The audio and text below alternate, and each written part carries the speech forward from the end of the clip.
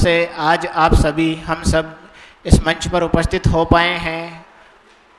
जो कई सारे अभ्यर्थियों का जो सपना था उसको पूरा करने में जो निश्चित प्रयास जिनका रहा है, मैं आदरणीय कलेक्टर महोदय जी को आमंत्रित करूंगा कि उपस्थित प्रतिभागियों और समस्त अभ्यर्थियों के लिए अपने प्रेरक शब्दों से हमारा मार्गदर्शन करें।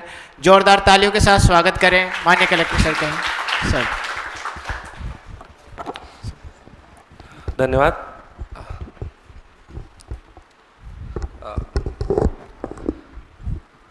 आज इस छोटे से कार्यक्रम का जो कि मुख्य उद्देश्य मैं हमेशा से बोलता हूं कि बच्चों के बीच में जब हम लोग जाते हैं तो बहुत ही मौलिक आपका जो मूर्त रूप है वो आगे आना चाहिए, बहुत ही इनफॉर्मल डिस्कशन होना चाहिए, बहुत ही इनफॉर्मल कार्यक्रम होना चाहिए। और मुझे लगता है कि सबसे अच्छा मुझे तभी लगता है जब टीचर्स या बच्चों के बीच में मैं होता हूँ पूरे दिन में। बाकी दिन भर तो फ़ोन और कुछ न कुछ लगा रहता है, प्रशासनिक काम इवन 8-9 बजे तक कुछ न कुछ चलता ही रहता है। हम लोग हमेशा से चर्चा करते थे बालाघाट जैसा दूर जिला और इतने सारे सिलेक्शन आपके ज़िले से, और मुझे लग रहा है कि हमारे जो सभी साथी हैं सबने अपना अनुभव शेयर किया। किसी ने इंदौर से पढ़ाई की है, किसी ने नवोदय से किया है, किसी ने पूरी पढ़ाई यहीं बालाघाट में रह के की है। तो जो तैयारी करते हुए बेसिक सवाल रहते हैं मन में, वो यही सारे रहते हैं कि एक तो मेरा कॉलेज अच्छा नहीं है, मेरा सब्जेक्ट अच्छा नहीं है, मैं अच्छी जगह नहीं हूँ, मेरे पास अच्छे संसाधन नहीं, कोचिंग नहीं है, मेरे फादर तो किसान है, मेरा मोटिवेशन कहाँ से आएगा, मैं तो पढ़ता हूँ 4 घंटे पढ़ता हूँ, फिर पढ़ाई से मन उब जाता है, फिर 2-3 दिन ऑफ ट्रैक रहता हूँ, फिर कहीं पर्सनल रीजन से शादी आ जाता है, कहीं दूसरे कार्यक्रम आ जाते हैं। पढ़ाई से इतर सारी चीज़ें हमारे दिमाग में चलती हैं। नोट्स बनाना चाहिए कि नहीं बनाना चाहिए, कोचिंग करनी चाहिए कि नहीं करनी चाहिए, ये सारे बेसिक सवाल सारे मुझे लग रहा है स्टूडेंट के मन में रहते हैं और हम इसी सवालों के उधेड़-बुन में अपने 2-4 साल निकालते हैं। बहुत सारे साथियों ने आज जो सिलेक्ट हुए हैं उन्होंने अपना अनुभव शेयर किया। मोर और लेस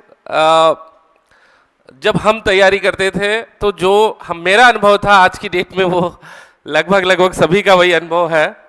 इन सारे सवालों को लेकर के जो मैंने सुना सभी लोगों को, वही अनुभव सभी लोगों का है जो 15-20 साल पहले हम लोग के मन में होता था जब हम तैयारी स्टार्ट किए थे। और कई बार होता है कि जैसे ये लोग सिलेक्ट हो गए तो पहला तो आज जो कार्यक्रम था उद्देश्य, एक छोटा उद्देश्य ये जरूर था कि इनको फैसिलिटेट करना है, उससे बड़ा उद्देश्य ये था कि हमारे ज़िले का एक भी बच्चा इनकी बातों से अगर मोटिवेट होकर के पढ़ाई की तरफ, तैयारी की तरफ रुझान करता है तो मुझे लग रहा है कोचिंग की सफलता है, इस कार्यक्रम की सफलता है। प्राइमरी उद्देश्य यही था। मुझे बहुत खुशी है कि बच्चियां आगे हैं ज़िले में और हर काम में लगभग। अभी बोर्ड्स के रिजल्ट आए, मैंने देखा कि मेरिट्स में भी सारी बच्चियां ही बच्चियां हैं ज़िले से। ट्राइबल में पिछले मैं 5 साल का देख रहा था बालाघाट में पासिंग परसेंटेज बोर्ड का कितना है। पिछले 5 साल में हाईएस्ट है बैहर बिरसा परसवाड़ा का इस बार 10th और 12th का रिजल्ट, उसमें भी बच्चियां ज़्यादा हैं। तो निश्चित तौर पे अभी हम लोगों ने 6th क्लास से PW के मटेरियल्स ऑफलाइन बुक के फॉर्मेट में और ऑनलाइन पेन ड्राइव क्लासेस के फॉर्मेट में सभी सब्जेक्ट के बेसिक जो फाउंडेशन कोर्स है नीट और जी का, वो 39 स्कूल्स में बैहर बिरसा परसवाड़ा के जहां ऑनलाइन क्लासेस हैं वहाँ हम लोगों ने डिस्ट्रीब्यूट किया। वो भी अभी स्टार्ट हो गया है, उसकी क्लासेस भी इवनिंग में। तो निश्चित तौर पे प्रयास हम लोग कर सकते हैं, जो चीज़ें हमें नहीं मिली वो हम कोशिश कर रहे हैं कि हमारे बच्चे को एटलीस्ट एक विजन रहे कि उसको करना क्या है, तैयारी कैसे करनी है। मुझे खुशी है कि बहुत सारे लोग सुबह 8 बजे आते हैं और मैं विद्यालय के प्राचार्य और इनके पूरे स्टाफ को इसलिए धन्यवाद दूंगा, अपार्ट फ्रॉम इनका जो शेड्यूल है उसके अलावा भी हम लोग की मदद कर रहे हैं, आप लोगों की मदद कर रहे हैं, तो निश्चित तौर पे सभी लोग बधाई के पात्र हैं। साथियों, मैं हमेशा से मानता हूं कि लाइफ का कोई शॉर्टकट नहीं होता। आपको कोई चीज़ पानी है तो आपको स्ट्रगल करना है। एंड बिलीव मी, जब तक आप उस चीज के लायक नहीं बनेंगे आपको वो चीजें मिलती नहीं। ये सभी बच्चों ने प्रूफ किया है कि जब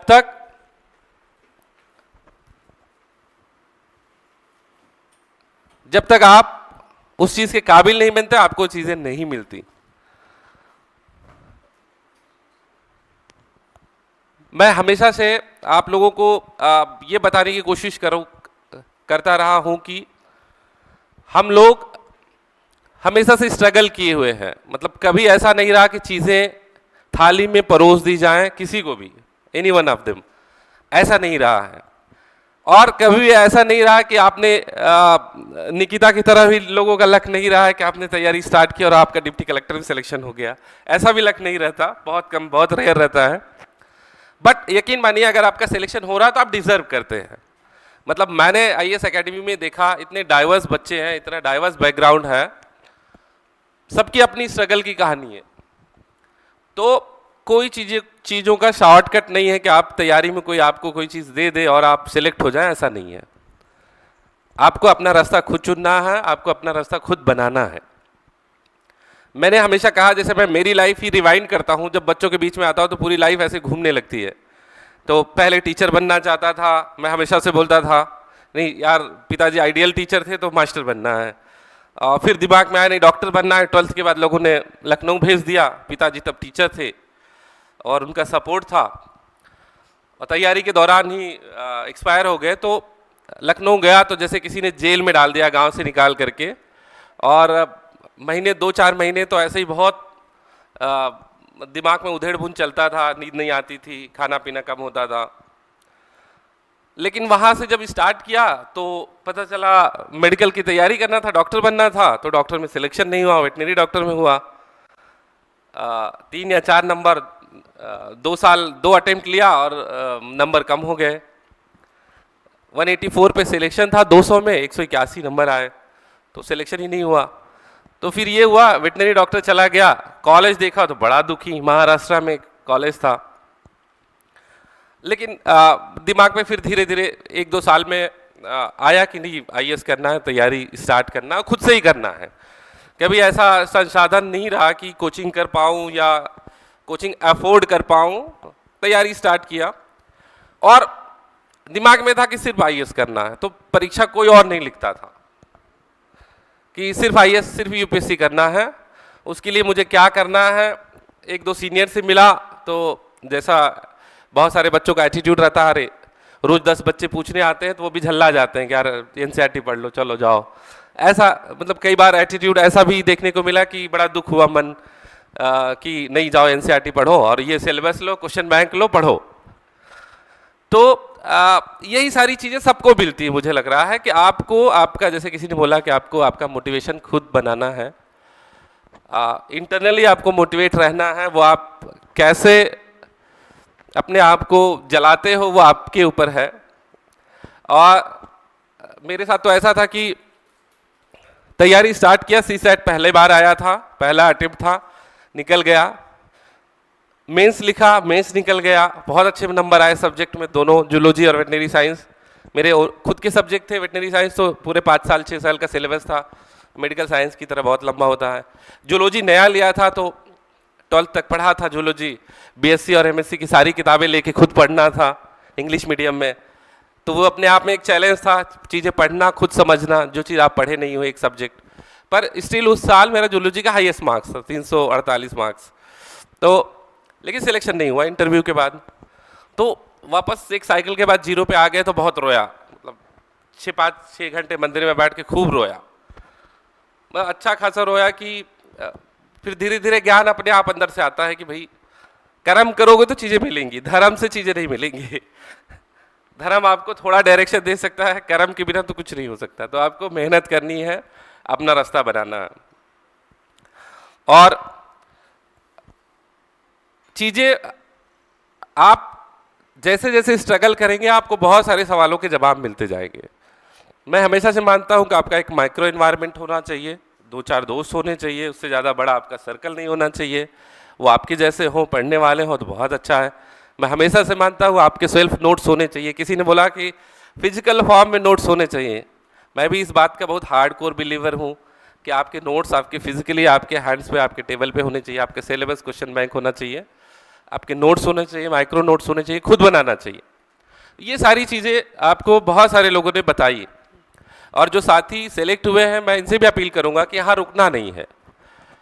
मेरी लाइफ मतलब मैंने पहले साल दूसरा साल दिया उसी सब्जेक्ट के साथ, सेकंड अटेम्प्ट, और सिर्फ एक ही परीक्षा लिखता था साल भर में। और जैसे मैं मान लीजिए यहाँ ग्रेजुएशन कर रहा हूँ तो मैं यहाँ से भाग जाता था। मुझे मान लो भोपाल जाना है, इंदौर जाना है, तो मैं वहाँ जाके रूम लेके 2 महीने रह रहा, 3 महीने मेंस लिखता और वापस आ जाता एकेडमी। तो फिर टीचर्स की डांट खानी। एक बार गाइड ने तो इतना डांटा कि मैं रोने लगा। मैंने उनसे कहा कि देखिए साहब, मैं डिग्री करने आया हूँ, सिर्फ मुझे स्कॉलरशिप मिल रही है इसलिए डिग्री कर रहा हूँ।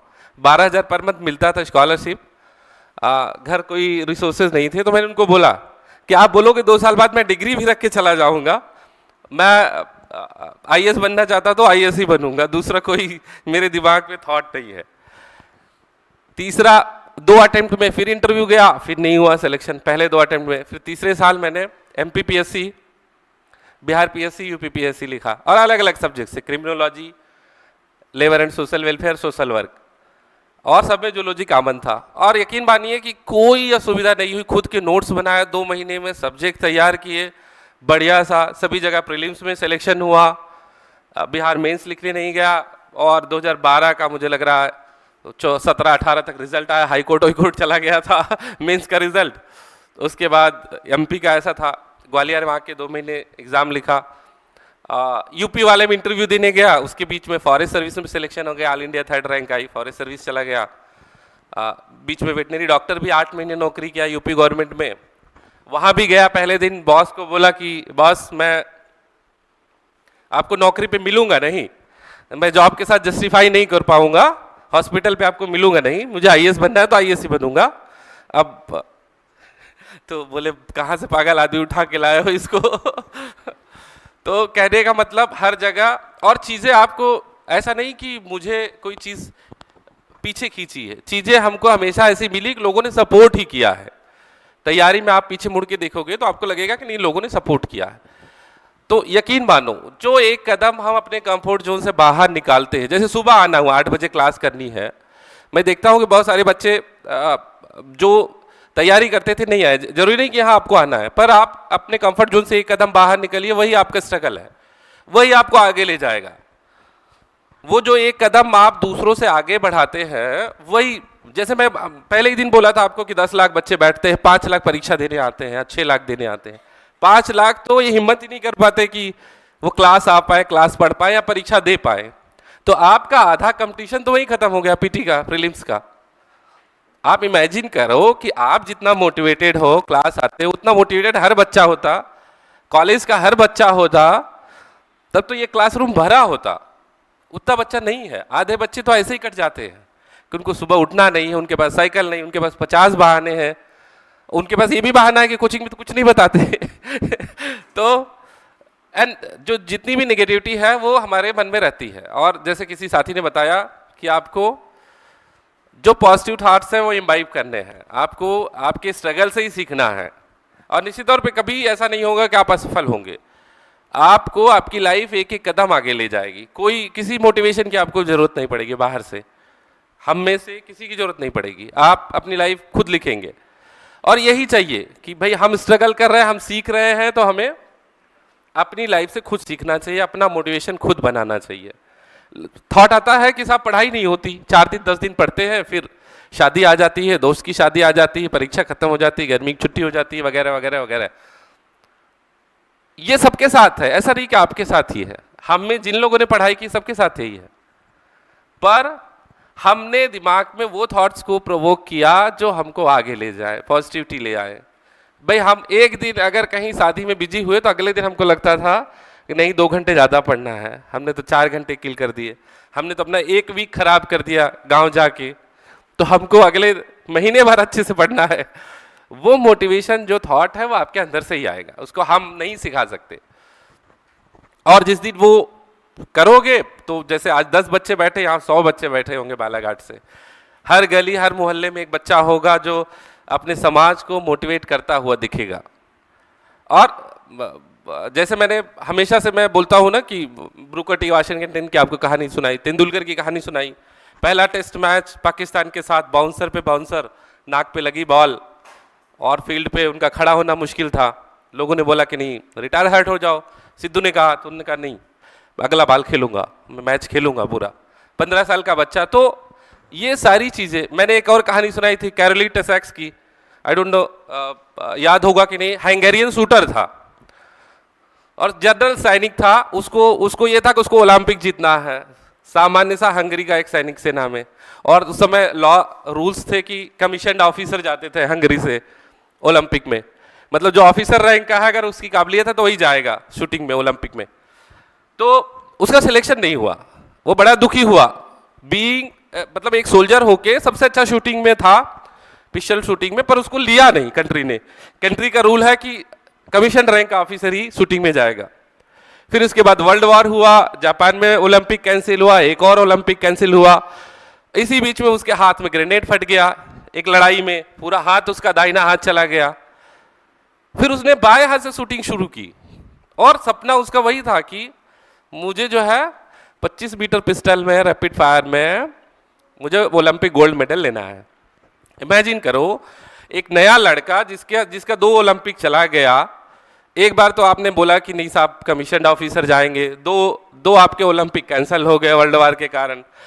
मतलब आपके 12-14 साल लाइफ के तो ऐसे ही चले गए। उसके बाद ग्रेनेड फट गया अगला, जिससे आप शूटिंग करते थे। तो जो आदमी 20-22 साल की उम्र में शूटिंग की तैयारी कर रहा था ओलंपिक की, वो 40 में पहुंच गया और बाएं हाथ से उसने शूटिंग स्टार्ट की। बाएं हाथ से शूटिंग स्टार्ट की उसने। ओलंपिक की पूरी हिस्ट्री में 2 बार लगातार ओलंपिक गोल्ड मेडल किसी का है तो उसी के नाम पे है, 25 मीटर पिस्टल में। और वर्ल्ड का बेस्ट शूटर अभी तक माना जाता है कैरोली टेसैक्स। तो कहने का मतलब कभी भी सुविधाएं आपकी मोहताज नहीं है, परिस्थितियां नहीं है हो सकती। चीजें हैं, चीजें इतनी आसानी से नहीं मिलती। आपको स्ट्रगल करना है तो करना है, उसमें कोई दो राय नहीं, कोई शॉर्टकट नहीं है। इनमें से कोई आपको नोट्स और कुंजी और वो बना के नहीं दे सकता कि आप ये पढ़ लो आपका सिलेक्शन हो जाएगा, कोई नहीं दे सकता। तो आपको आपका रास्ता खुद तय करना है। तो मुझे लग रहा है कि इन लोगों को देखकर एटलीस्ट हमारे मन में, जैसे मैं गांव का लड़का हूं, मैं कभी ट्यूशन कोचिंग किसी भी चीज के लिए नहीं किया हूं। पूरी लाइफ में ऐसा सुविधा ही नहीं थी कि मैं ट्यूशन कोचिंग कर सकूं। और मैं आज आपके सामने आईएएस बना हूं, आपके डिस्ट्रिक्ट का कलेक्टर हूं, तो निश्चित तौर पे लाइफ की अपनी एक कहानी है और हर आदमी की है। तो कभी बहुत बार हमको ये लगता है कि हमको अच्छा प्लेटफॉर्म नहीं मिला, हमारे गार्जियन ने हमको सपोर्ट नहीं किया, बहुत बार लगता है। और यकीन मानिए इससे नेगेटिव थॉट हो ही नहीं सकता। हमें आज जो परिस्थितियां मिली हैं, हमें जो सुविधाएं मिली हैं, हमको उसी में रहना है, उसी में स्ट्रगल करना है, उसी में परफॉर्म करना है। मैं एज ए स्टूडेंट, हिंदी माध्यम का विद्यार्थी, थ्रू आउट सरकारी स्कूल में पढ़ा हुआ विद्यार्थी, इंग्लिश मीडियम में यूपीएससी क्लियर कर सकता हूं, फॉरेस्ट सर्विस क्लियर कर सकता हूं। तो कोई कुछ भी कर सकता है, कोई कुछ भी कर सकता है, यकीन मानिए। तो मुझे लग रहा है कि सभी को बेस्ट विशेस। मेरे जो साथी आज आए हैं, सेलेक्ट हुए हैं, मैं इनसे भी अपील करूंगा यहाँ रुकना नहीं है। मैं तो बहुत सारी नौकरी छोड़ करके आईएएस बना हूँ, तीसरे अटेम्प्ट में 69 रैंक थी मेरी। आपको भी नहीं रुकना है। किसी ने बोला कि मुझे यूपीएससी करना, मुझे बहुत अच्छा लगा, अंदर से लगा कि जैसे हम बोलते हैं ना कि सपने वहां रखो, अगर निशाना यहाँ दिख रहा तो निशाना ऊपर मारो, तभी लगेगा वहां। तो आइडियल चीजें रखनी है दिमाग में। आइडियल चीजें नहीं रखेंगे तो हम ही अगर सिर्फ ये लेके चले कि मुझे एमपीपीएससी करना है या मुझे कोई अधिकारी वाली रैंक लेनी है, तो मुझे बड़ा वो लगता, मतलब बहुत दुख लगता अंदर से कि हम अपना एम इतना छोटा कर रहे हैं, क्राइम कर रहे हैं, एक अपराध कर रहे हैं। कुछ दिन पहले मेरी एक नायब तहसीलदार ने, मुझे बहुत अच्छा लगा, उसने कहा सर एमपीपीएससी का इंटरव्यू देना है। आई वाज सो हैप्पी, मुझे बहुत खुशी हुई। मैंने कहा बच्चा जितने छुट्टी चाहिए ले लो, पर यू हैव टू स्ट्रगल, मतलब आपको जाना ही जाना है, आप जाओ अच्छे से इंटरव्यू दो। सर्टिफिकेट्स ले जाओ, दो चार अप्रिसिएशन लेटर ले जाओ, और वो इस बार जेल अधीक्षक में सेलेक्ट हुई है। तो निश्चित तौर पे सबकी अपनी कहानी है, आपको रुकना नहीं है किसी को भी, एनी वन ऑफ यू। आपको एम हाई रखना है, आगे जाना है और यहाँ नहीं रुकना है। बेस्ट विशेस इस टीम को भी, आप लोग को भी, सब लोग पढ़ो अच्छे से। इन केस एनी हेल्प, कोई थॉट हो, आई डोंट नो, मैं ये मान के चलता हूँ कि मैं डेली सीखता हूँ, मैं लर्नर हूँ हमेशा। मैं कलेक्टर के पद पे भी हूँ, तो मेरा प्यून है, मेरा स्टेनो है, मेरे बाहर के लोग हैं, इवन गांव के लोग भी आते हैं, वो भी बहुत सारी चीज़ें सिखा के चले जाते हैं। इतना अच्छा लगता है सच में। तो लर्निंग कभी बंद नहीं होनी चाहिए, हमको हमेशा सीखना है। मे बी हो सकता है बहुत सारे लोग सेटिस्फाई हो कि नहीं, मुझे अब मैं डिप्टी कलेक्टर बन गया हूँ तो मैं यही रहूँगा। नहीं, मेरा कहना है कि लाइफ आपको बहुत सारी चीज़ें सिखाएगी, आपको सीखना है। आप रुक जाएंगे तो ग्रोथ नहीं होगा। आप चीज़ें बोलते हैं ना कि अधिकारी तो बन गया पर संवेदनशीलता नहीं है, एम्पैथी नहीं है, लोगों से कनेक्ट नहीं हो पाते। तो ये सारी चीज़ें हमको सीखनी है। तो बेस्ट लक, सभी अच्छा करो। और मुझे लग रहा है कि बच्चे जो हमारे सेलेक्ट हुए हैं उनसे अपील रहेगी कि एटलीस्ट एक दिन जरूर कोचिंग को दें। एक दिन भी आप कहीं भी रहेंगे, यूट्यूब के माध्यम से कोई सब्जेक्ट भी बच्चों को पढ़ा देंगे, तो मुझे लग रहा है कि बहुत मदद मिलेगी। गांव का कोई बच्चा, जैसे गढ़ी, मुझे इतना खुशी हुआ, घुईटोला कटकी जाना भी ऐसे हुआ था कि चुनाव में जाना हुआ कि टीम नहीं जा रही थी, तो हम लोग बोले नहीं हम जाएंगे। हम और एसपी जीत पकड़ लिए कि नहीं, बाइक से ही जाएंगे पर जाएंगे। बारिश हो रही थी, चुनाव था, इलेक्शन था, रोड नहीं थी। इमेजिन करो 50 साल 60 साल उस गांव को हो गया, वहां रोड नहीं है। रीजन बीइंग कि बफर कोर के बीच का गांव है, एक गांव बफर में आता है, एक गांव कोर में है, बाउंड्री लाइन उतना डिफाइंड है नहीं, और कच्चा रास्ता पूरा। तो ऐसे फादर वहीं कहीं पोस्टेड, या गढ़ी, इमेजिन करो, गढ़ी अपने आप में ही एक अलग दुनिया लगती है, मेरे लिए तो है। मैं हर बार जाने की कोशिश करता हूँ, 2-4 बार विजिट किया हूँ, एकदम कटा सा, मतलब अलग सा ही लगता है। तो मुझे लग रहा आने वाले फ्यूचर बहुत ही ब्राइट है बालाघाट का।